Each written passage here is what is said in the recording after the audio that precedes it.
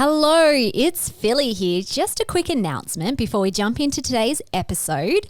Natural Medicine Week, hosted by Australian Traditional Medicine Society, is coming up on the 22nd to the 28th of May.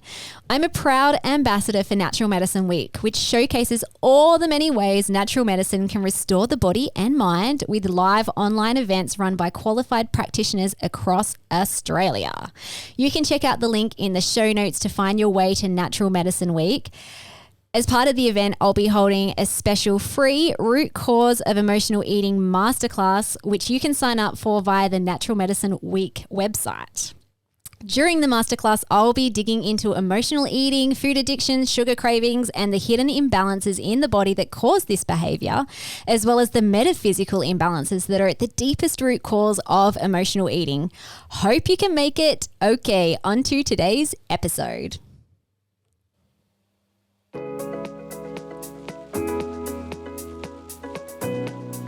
Hello and welcome to the Ending Body Burnout Show. We're your hosts, Chris and Philly, co-founders of multi-award-winning functional medicine practice, serving busy people with energy, mood, and gut issues. While busyness, overworking, addictive doing, and perfectionism might be the norm, it's not normal, and it's a major contributor to health issues. Our goal with this show is to give you a holistic root cause approach to healing your body so that you don't have to continue doctor or diet hopping or popping a gazillion supplements hoping something might stick. So get ready to heal your body, get your spark back, deeply connect with yourself, and step into the life of your dreams. Let's dive in.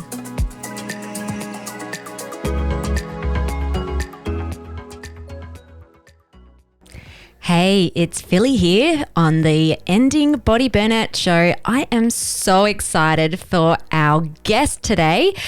I'm going to be talking to Jo Whitton from Quirky Cooking. If you don't know Jo, you're going to just love her. If you do, I know that you're going to love this conversation. So Jo and I go into her own healing story. She has a fascinating story about her own health and how she used food as medicine to heal her body, and then later on to also heal her son Isaac, who was diagnosed with OCD and severe anxiety. We're going to talk a lot about gut health because that was a big part of their journey, and look at the root causes behind their own health issues, and also answering some listener questions. So I put out a post and we've got a few questions from listeners who wanted to pick Jo's brain as well. So if you submitted a question for Jo, wait until the end because she is going to answer your question. Now, let me introduce Jo officially. So Jo Whitton lives in Far North Queensland, where she runs her business Quirky Cooking from home and enjoys the country life. Due to food intolerances in her family, herself and her 4 children, Jo began researching ways to improve her health and their health through diet from the time her kids were very young. In 2008, she began a blog, Quirky Cooking, to share what she was learning and the recipes she was developing for her family. In 2014, Jo's son Isaac was diagnosed with severe OCD and anxiety, which resulted in a deep dive into gut health and food as medicine. Not only did Isaac's mental health stabilise, but her whole family saw massive improvements in their overall health. Jo has since helped thousands of families to heal with food, sharing the principles she used to heal her own family. And I was one of those. I've been cooking along with Jo for the last 10 years. Jo runs health seminars, cooking workshops, retreats, and other events both in Australia and overseas, sharing how to transition to a healing whole food diet in a doable and sustainable way. She also shares podcasts and videos and facilitates gut health programs to support people working through healing with food, regularly develops new recipes for her audience, and shares daily cooking videos from her kitchen on social media. Jo is the author of 3 best-selling cookbooks, Quirky Cooking, Life-Changing Food, and Simple Healing Food. And I'm so excited to talk to Jo now. Okay, Jo, I am so excited to have you on our podcast. I think I you. said in my email that I've been following you for the last 10 years. So when I got into nutrition and food as medicine after my own health broke down, you were the first person that introduced me how to use a Thermomix to cook healthy food. Oh, that's cool. So it's super exciting to have you on the show today. Thank you. Thanks so much for having me. Awesome. Okay, so our podcast is all about ending body burnout. So most people who get into health and healing, from my experience and knowing quite a lot of people, have usually experienced their own form of body burnout. And we see that specifically in energy, mood and gut issues, and usually other inflammatory type symptoms showing up. So I don't know if this resonates with you, but I always say your mess is your message. Yeah. And Totally. I do know that you've had a really incredible healing journey for yourself and your family. So can you take us back to the early 2000s and what your health looked like back then?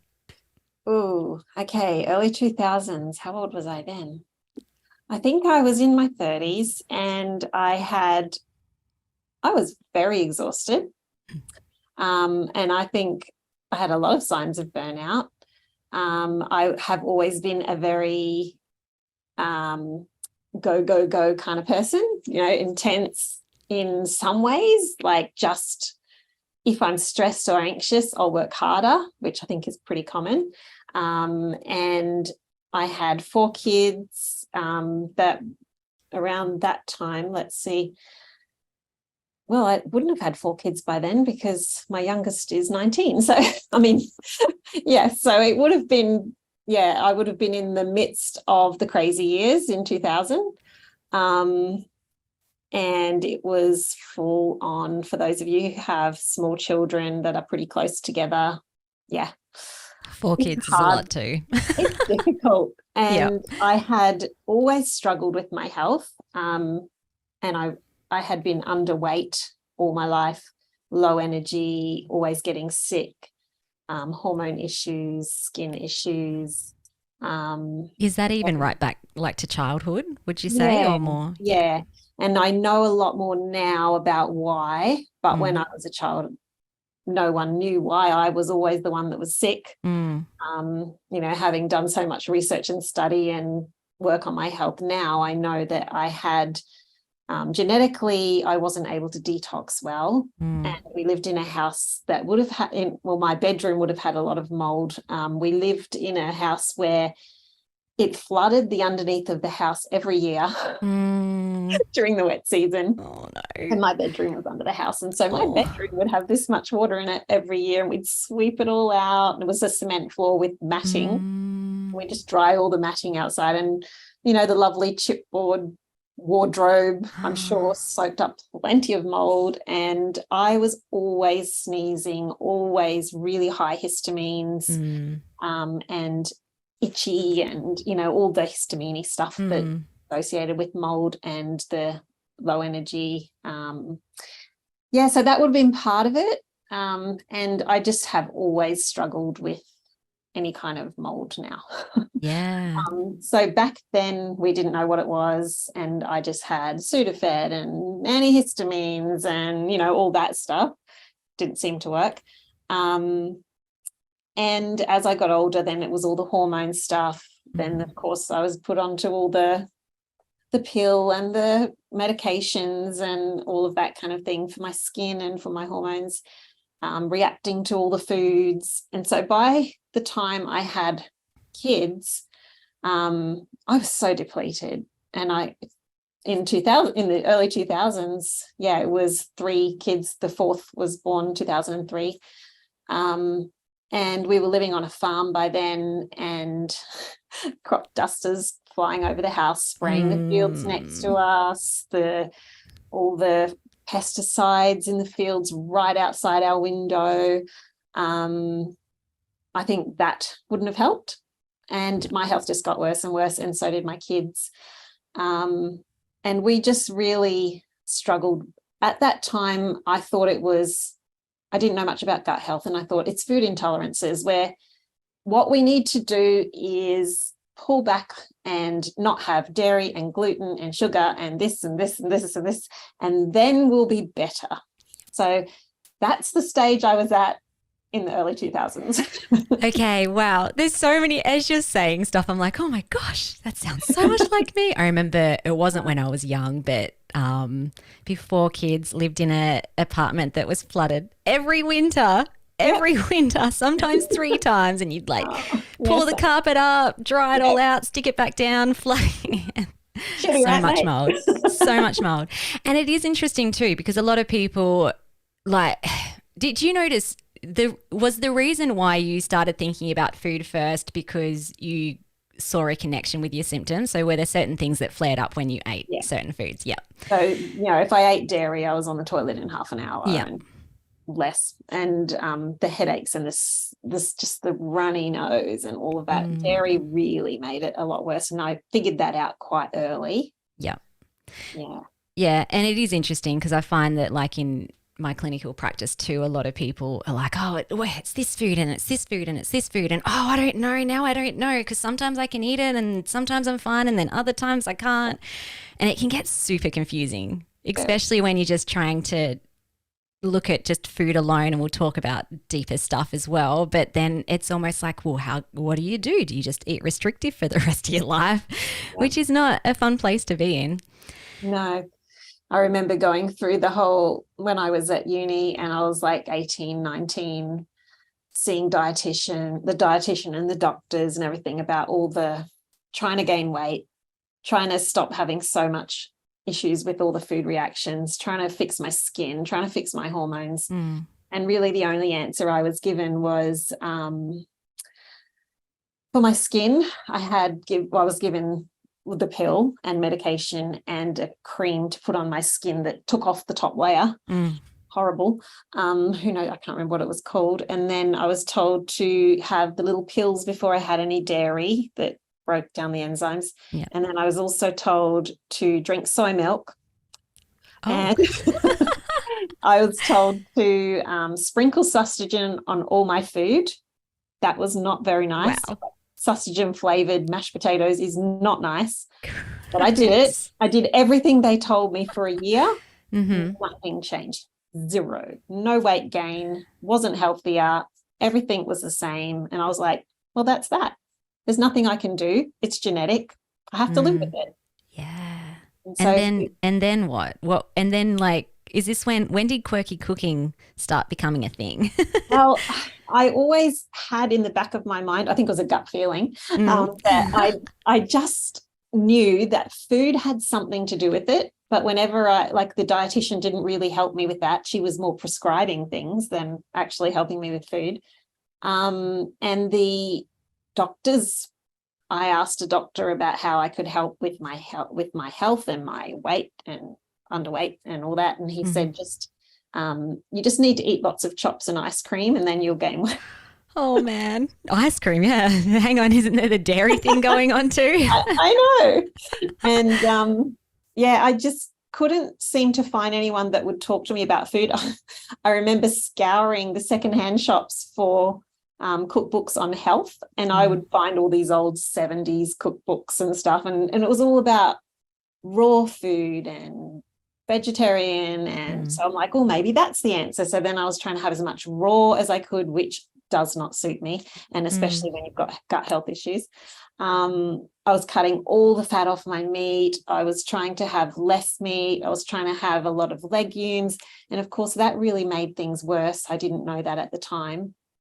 I was having so much grains because I was really focusing on trying to do everything myself from scratch, because I thought whole food from scratch, maybe that's the answer. So I would grind my own grains and make all my own breads, and then I would eat like 6 big slices of bread a day because I was hungry and I was looking after little children and breastfeeding and starving.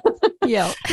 And always low blood sugar, like just shaky and hangry within 2 hours of eating, just like it was constant up and down. And then I finally, when my youngest was 1, I finally went to a naturopath and a chiropractor at the same time, around the same time. and they were the ones that got me on the right track. So both of them talked to me about the food I was eating and food for healing. And that's when everything started to change. And then as I learnt all of that, little by little, of course, it wasn't instant, I started to adjust my recipes and started to make up recipes to suit how we needed to eat. And that's when the idea for a blog happened, when I was there living on the farm in 2008. Yeah. Oh, so cool. So cool. And then your blog was it kind of just like exploded? Because I came across you a little bit later, probably in, when was my first child? Probably in about 2012 or 13. Were you kind of just like sharing recipes and then all of a sudden people are like, give us more, Jo? Yeah, it was really funny. I think I hit the market at the right time, which I had no idea. I remember thinking, I'm going to start a blog. And I'm like, what actually is a blog? So I'm like searching on the internet, but it's a blog. And my idea was to share the kind of things that I was cooking and a meal plan each week. So that's how it started. And I was using the Thermomix a lot. And back then there wasn't a lot of Thermomix sites or recipes online. And especially not for healthy recipes. The recipe books that came with the Thermomix at the time, there was just the 2 little booklets. I got my first Thermomix in 2004, and all there was a couple of little booklets, and it wasn't really healthy food. And so I was making up recipes for that. And I think that's one of the reasons the blog took off, because there's so many people that, are struggling with food allergies or intolerances and health issues in their family, looking for special diet recipes. And then those ones that had a Thermomix were like, oh, here's a site that has it all. And then also I was sharing the meal plans on an international site every week. And so you could go through and decide what kind of meal plan you wanted, what kind of diet you're looking for, and then you click on that and it would go to that person's site. So I think that was part of it. And then just really,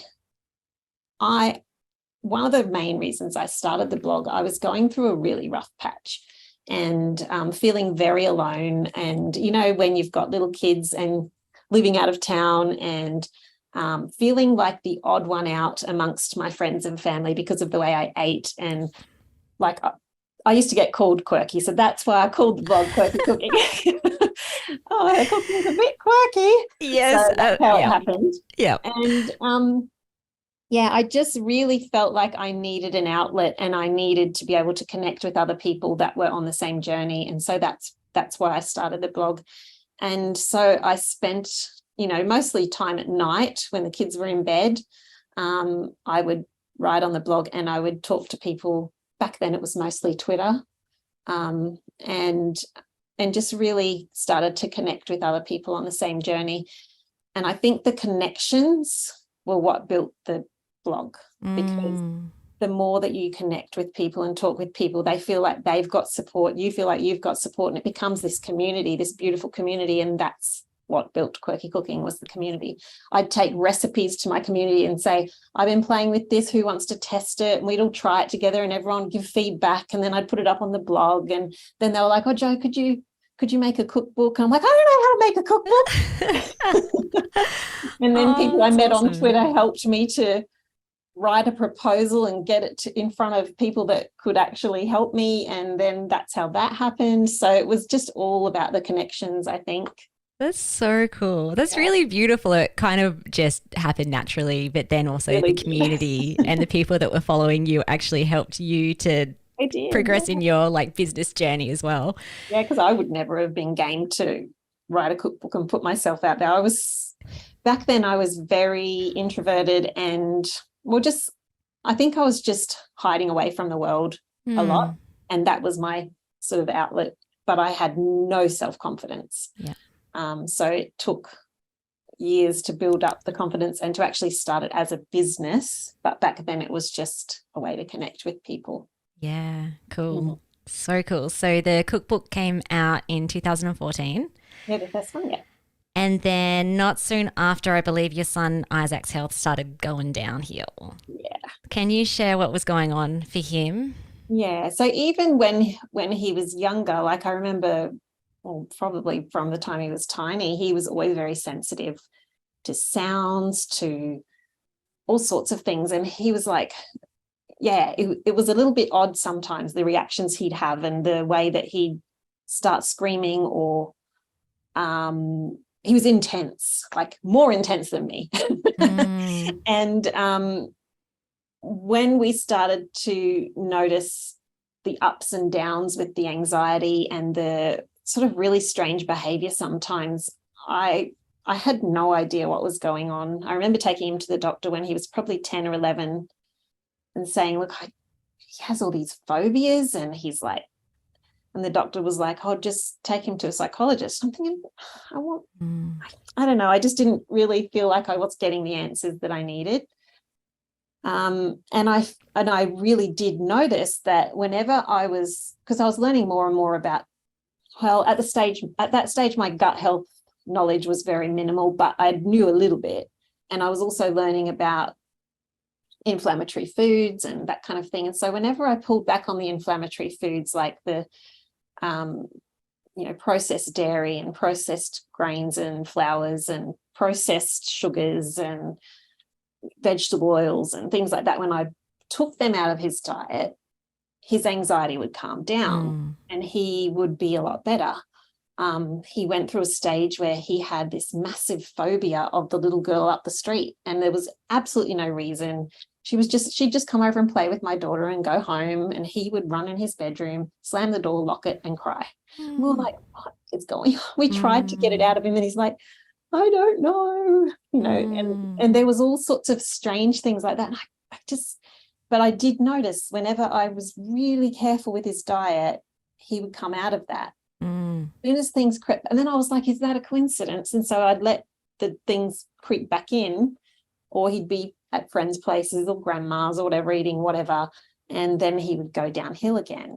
And I was so flat out with, I was actually like working in Thermomix at the time and managing a team and writing a book and homeschooling.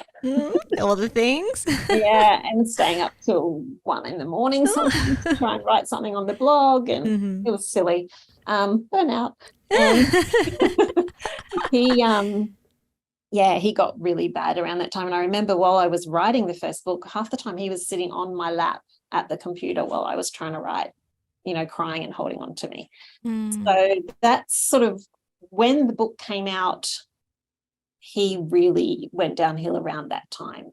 And it felt like an overnight change, but looking back, I see all the steps. So one day he came to me and he said, Mama, I just don't feel like I should be playing computer games because I can't stop thinking about them. And he said, because he was really into Minecraft, he was 13, and he's like, I think I should stop playing Minecraft. I only let him play it for like half an hour or an hour a day, but he said, I cannot stop thinking about it. He said, it's like everything's made out of blocks and it's all in my head, and everywhere I look, there's blocks, and I can't stop. Like, I think about it all day and at night. And he said, it's like, I can't get it out of my head. I think I'll stop playing it. I said, that sounds like a good idea. Wow. Stop playing it. And the next day, all these massive OCD symptoms started, which I didn't know it was that at the time. Wow. And it was like his mind had to have an obsession. And as soon as he let go of that obsession, everything else started. And he started just screaming out of nowhere, just screaming and throwing his arms around and saying, the rocks are closing in on me. And he could see stuff that we couldn't see. Like, it was horrible. And he'd be staring over your shoulder, looking at something, screaming, and you're like, what? Wow. And he couldn't do his schoolwork. He couldn't eat by himself. He couldn't go to the toilet by himself. He'd be like closing and opening doors for ages, or turning lights off and on for ages. You try to get him to bed. He'd climb up the ladder to his bunk bed, but he'd go up and down a few times. Then he'd get into bed and put the covers off and on, off and on, off and on for ages. You'd finally calm him down like 11 o'clock at night, and I'd be so exhausted, and I'd be like trying to get him to calm down and go to sleep. and he'd just drop off to sleep. And then he'd suddenly sit up in the bed, start screaming, and like it was crazy. I was spoon feeding him because if the spoon touched his teeth, he would throw the spoon. Like it was weird stuff. And I didn't know what in the world was going on. And I remember one night I got him to bed. He'd finally gone to sleep, and I was on the computer doing what you do, Googling, trying to figure out what was going on. And something came into my mind about, I had posted a meme once that was a bit of a joke about OCD, and I didn't realize how serious OCD was. I thought it was just washing your hands a lot because of germs or something, you know. And someone had commented on my page and said, that's not funny. OCD is a very serious thing. I'm like, oh, I'm so sorry. And I deleted it, but I never really understood. So that came back to mind all of a sudden. And I went, I'm going to see what OCD is. And I searched online, and he had every single symptom. And one of the ones was phobias of people, which that little girl, and all these things started clicking into place. I'm like, oh my goodness. So like the next day I took him to the doctors and I said, this is what's been happening. This is what I think it is. She did the verbal testing, and she's like, he has very severe OCD. You need to get him onto medication. You need to get him to a psychologist. And I was just like we were sitting at the doctor's office crying, and I said, look, we'll put him on medication for now, but I don't want this to be long term, and I'm going to work on natural ways to heal him. And the doctor was like, we'll see if that works. Yeah. I'll show you. Yeah, she was like, you can be on antidepressants all your life. It's fine. And I'm like, he's 13. I don't want him on antidepressants for his whole life. Anyway, so that's when I came home and really did the deep dive into gut health and brain health and how it all links and what you can do to improve it. And that's how we found the GAPS protocol, and the rest is history.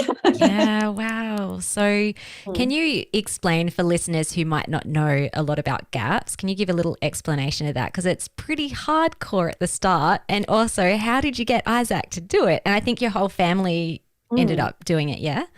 Yeah, it sounds hardcore. And I had heard people on my page say, oh, don't you have a GAPS recipe for this or something? And I'd be like, it's GAPS. And I sort of didn't have much of an idea. But then a whole food chef that I know, you probably know Jude Blereau over in Perth. She's amazing. She said, Jo, if someone's not coping even with whole foods, this is a really good way to heal the gut and get them back to being able to cope with whole foods and heal the gut-brain connection. So I started looking into it, talked to a few others, and I found that it just made so much sense to me because it's based on traditional healing foods that have been used in cultures all over the world for thousands of years, that have foods that have been helpful to human beings in all cultures. And it was developed by a neurologist and nutritionist who was herself super sick when she was little. Her family thought she was going to die. She was in Russia, lived in Russia. Her family sent her to live with her grandmother in a village, and her grandmother was like the local herbal medicine woman. And she healed her granddaughter with food, herbal stuff, as well as, vegetables and stuff, but mainly meat stocks, soft cooked meats and stews, fermented milk, fermented vegetables, all the good fats, the eggs and the egg yolks and those really super nourishing traditional foods. And so she had learnt that sort of healing food traditions through her grandmother. And then she'd learnt other things as a neurologist and nutritionist, and she used those principles to heal her son. He had autism, and she really was able to, well, from what I can understand, really get rid of the symptoms of that as he got older. And he was sort of her guinea pig, and then she started using those practices in her clinic, and then she developed a protocol. So the GAPS protocol, you can either just, most people just do full GAPS, which is a very wide diet. Like it's got more variation than, say, paleo. You can have some legumes and you can have dairy and all of this kind of thing. But it's also the way that you prepare it and the quality of the food.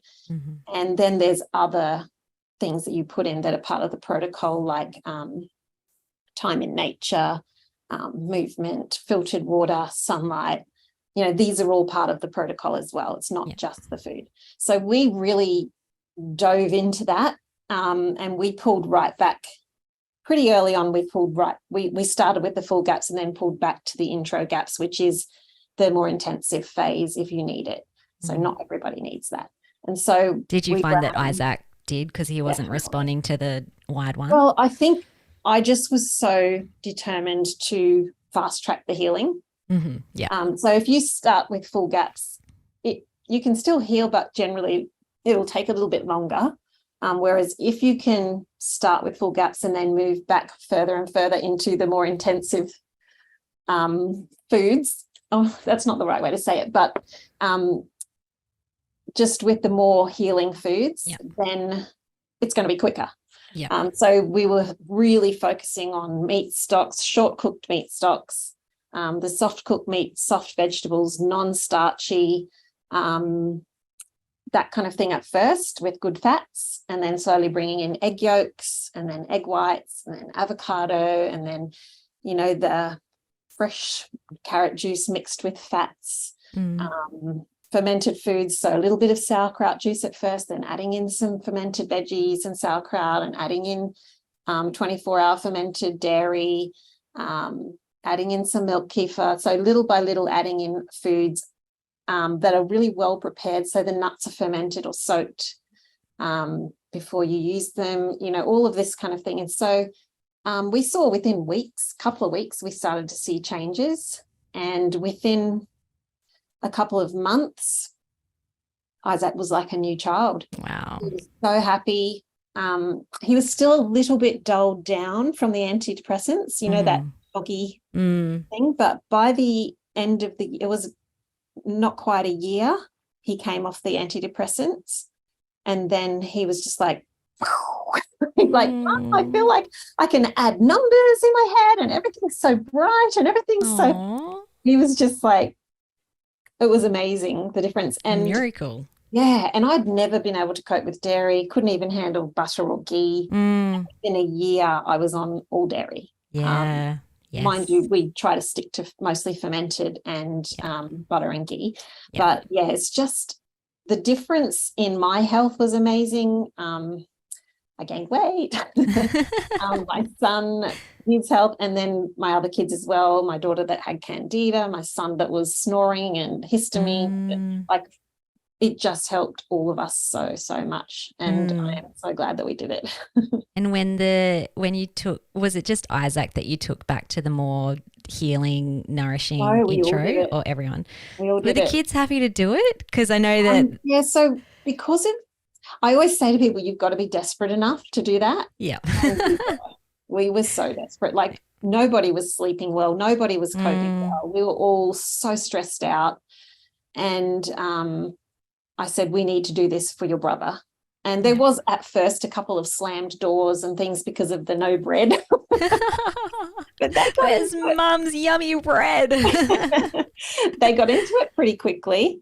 My husband wasn't quite on board, but he went away for 3 weeks when we started. So that was perfect. So we got right into it while he was away. And when he got back, he just had to eat what he was given.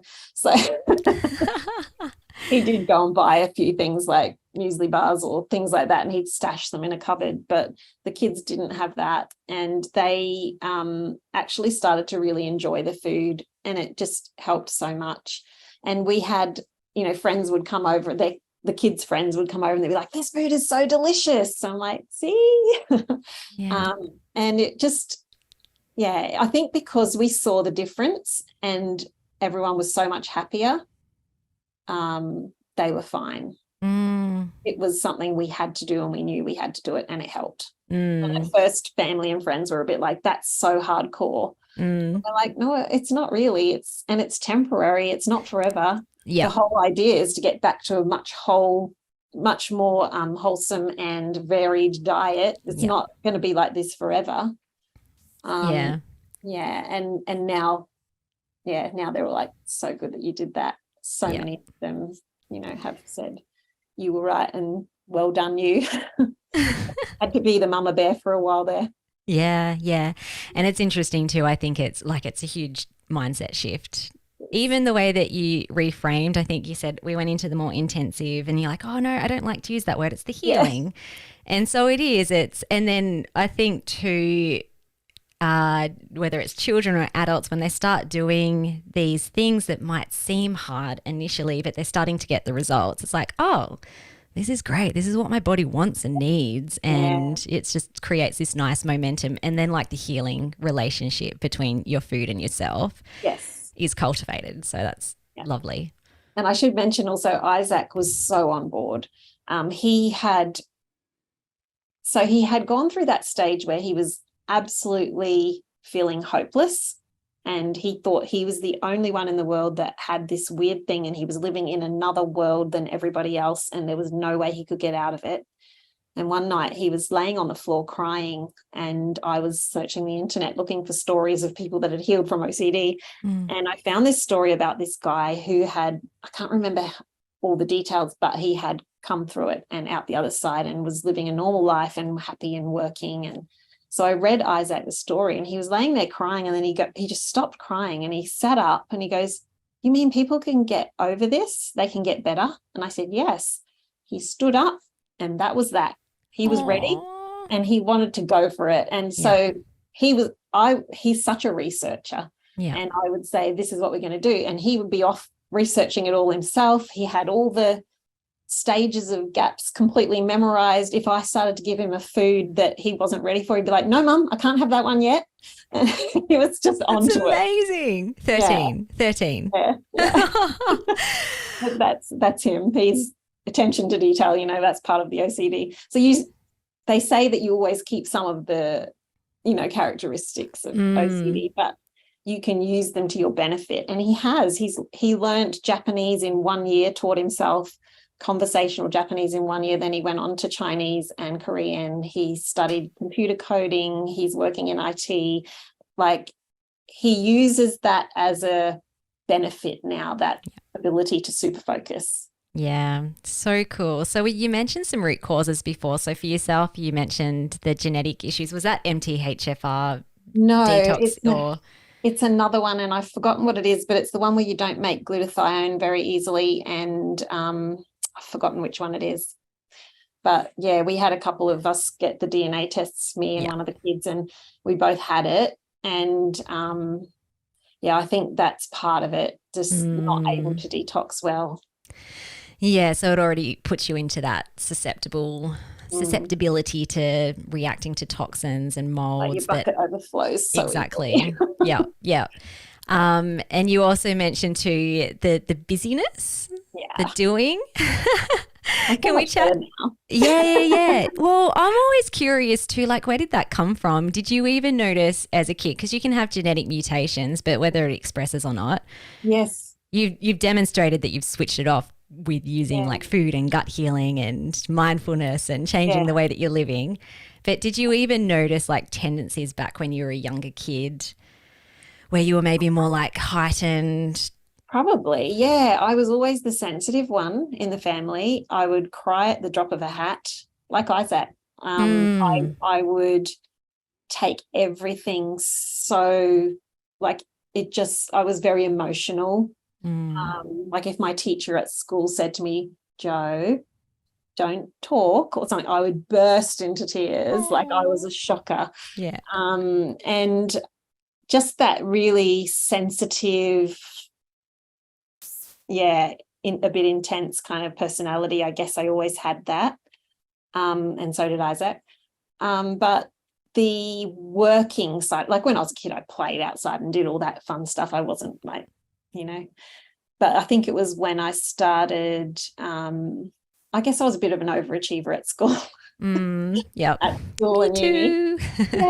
And, would not stop until I was top of the class and all that kind of stuff. And I guess that's come into my work life as well. But yeah, I just I just can see myself so many times throughout my life when I was stressed about something, I would work my fingers to the bone because that's what kept me, I don't know, it was like it kept the stress at bay. And so, my mum and dad are very hard workers, so we had a very strong work ethic, and they're both first child. It's like I'm the second child, but for some reason I inherited their first child tendency. I don't know.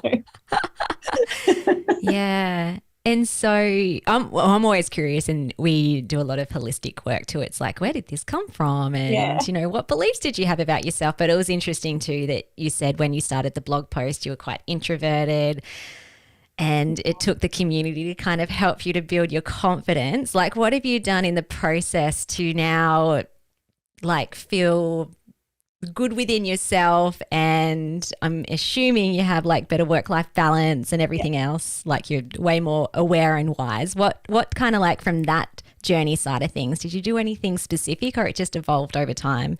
I think like when I was younger at school and stuff, I was very quiet, and I was an artist. I would always be at the art room at lunchtime by myself painting. I didn't really care about being like out there with everybody else. And I would be reading or doing art, like in all my spare time. That's what I did. Or exploring waterfalls and stuff, because I love outdoors. But I didn't really, I think when I was a young adult and I had young children, I just went through a bit of a rough patch emotionally, and didn't really feel understood, or I didn't feel like I had confidence in myself. I also, because I was so underweight and had the hormone issues, I had massive body image issues all through my youth and up into my 30s. I was so underweight. I used to get teased at school and get called, anorexic and stuff like that. But I wasn't. I ate constantly, but the nutrients weren't getting through that wrecked gut. Yeah. And so I used to get teased a lot for my skinniness. It was really difficult, and I think it made me feel less of a woman when I was older. I didn't feel like I looked nice, and so that made me hide away a bit more too. And so I think as I got healthier and the dark circles went from under my eyes and I started to fill out and I looked healthier, I was much more confident in how I looked. I think that helped somehow. Yeah. But also just realizing that, hey, there's a lot of stuff that we worry about that we think other people are thinking about us, that they're not. And they've got their own issues. Yep. And focusing on, for one thing, my children, and focusing on giving in a healthy way to others and helping others, instead of super focusing on all the things that are wrong with me, I think that helped. And understanding that, you know what, everybody has things they don't like about themselves. Everybody has struggles with body image or whatever. And showing other people love and giving of yourself and sharing with them, and accepting when they give you love, and sharing, being gentle on yourself, makes a huge difference to how you feel. I don't know if I explained that very well. Yeah, no, that's beautiful. I love it. I think you just turned 52 and you do not look 50. I'll just say it out loud right now. You look gorgeous. Oh, thank you. So you've got your 3 cookbooks, you've got your blog, but can you share with listeners, in case they don't know, what else you have to offer, including your retreat in Italy coming up in the end of May? Oh my gosh, amazing. Can you share how? Yes. Let me just, how long is it? A week? Okay. Can you share with our listeners other ways that you are helping people nourish their bodies? Yeah, I think one of the favorite ways that I help others is through our gut health program. I run that in conjunction with Elise Comerford, who's a integrative nutritionist and focuses on gaps and gut health a lot in her practice. And she was such a help to me. And we just love to help people to reduce the stress, calm things down, get your life a bit more organized so that you have the headspace to think about you and your health. And then help people to one little step at a time improve their diet and their health, adding in healing foods before trying to take other things out, just little by little, with heaps of support and love, and just, really good nutritionist and practitioner support, as well as the practical support from me with the cooking and the home organization and helping fussy kids to eat better. And I'm good with the practical stuff. The everyday, what does this look like in everyday life stuff? So that's my focus, helping people with that. And the program, we've been running for nearly 5 years now, 5 years, I think, 3 or 4 times a year. And it's just beautiful to hear the stories coming back from people still really benefiting and finding it's a sustainable way to live. Yeah. It's not just a hardcore diet that's comes and goes, Yeah. So that's sort of my main focus, is helping people with that kind of thing through my cookbooks and my program and retreats. So the retreats that I run are focused on the practical stuff mostly. So they're getting the healing foods into your meals, lots of cooking classes and lots of outdoors time. So I've got one in Italy in June and one in Far North Queensland in September. Awesome. So beautiful. I have an online store too that where I'm developing a lot of foods and products that I love and sharing that with the world. Yeah, so good. Now I've got 3, maybe we'll call them rapid fire questions. Okay. I'll just handpick some from some Sorry, listeners that. No, it's great. It's been so good. So Sarah's asked, this is kind of a funny question, but I'm like, I'd like to know the answer to this. Do you ever get sick of cooking? Yeah. At times when I'm tired, and I think that's the thing I say to people who don't like cooking. I said, you're probably tired and stressed and rushing, because cooking is not fun when you're tired, stressed and rushing. Yep. You've got to set aside a time, like maybe on the weekend or, sometime when you can actually relax and enjoy the process and have everything ready, have it planned what you're going to make, have the ingredients there ready to go, and then put on some music, have a nice quiet household if you can, and just enjoy the process and do it mindfully. If I'm rushing and I'm tired and I come home from the office late and the house is a mess, that also doesn't help. If the house and the kitchen are cluttered, I don't enjoy it then. I'm just like, come on, guys, clean the kitchen, somebody else cook. Yeah. Okay, cool, great. So you're not like a goddess of cooking. And I do tend to cook whenever I have time off. I'm like, I'm going to spend some time cooking. I'm like, yeah, that's what I do. But anyway. But I think the whole conversation we've had today is I just feel like there's a beautiful relationship with food and with cooking and with nourishing. So it's kind of not a thing that you just tick off your to-do list, which is why some people can hate it, not find time for it. It's actually just like a lifestyle. I think it's my love language. Yeah. That should be in the 5 love languages. I reckon food. Andrew has said, do you have any tricks to get my 7-year-old to try food that isn't pasta or rice? If so, you are my new hero. Yes. So we talk about this a lot in the program. So bringing in healing foods little by little. So at first you're just adding healing foods to whatever they will eat. So just say they love pasta, you make a bolognese sauce that's got some meat stock in it, cooked into it, as well as some, veggies really finely chopped if they don't like the veggies, like grated into it. If you can cope, put a little bit of liver in there, minced up, or liver powder.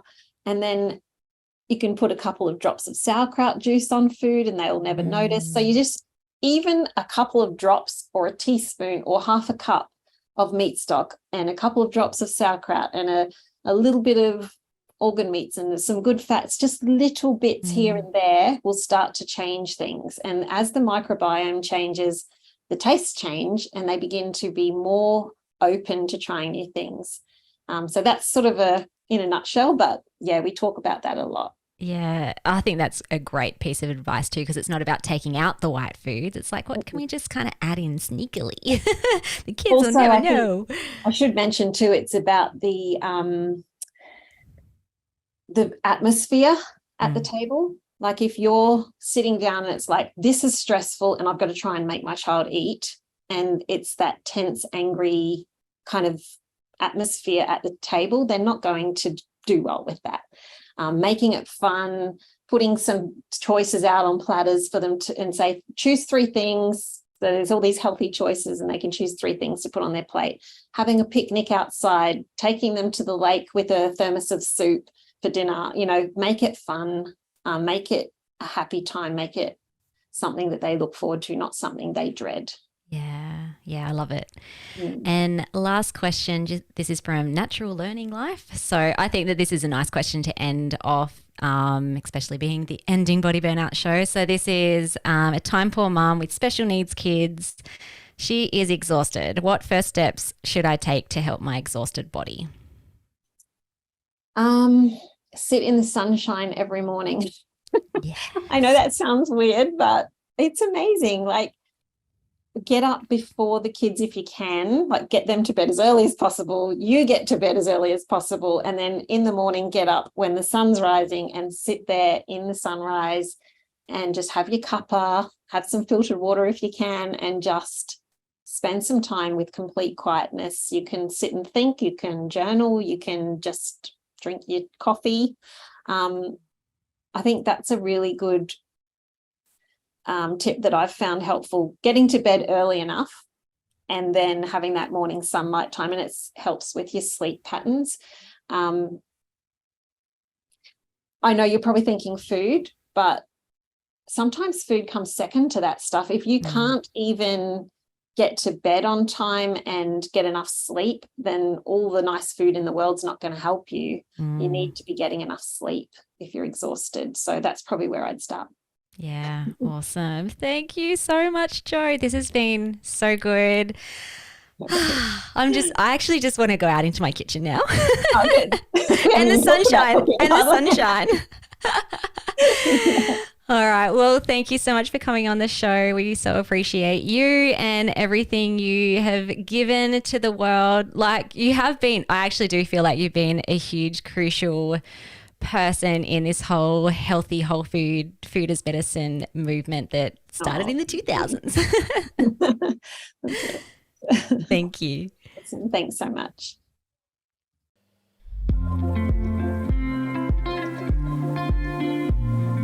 Thank you so much for listening. We so appreciate you. If you'd like to give us extra smiles, drop us a review and spread the love by sharing this episode. You can also rate your own state of burnout and the root cause contributors by taking our Ending Body Burnout assessment on our website. And if you're interested in learning about our group or one-on-one Ending Body Burnout programs, shoot us a DM via Instagram or Facebook. Have the best day ever.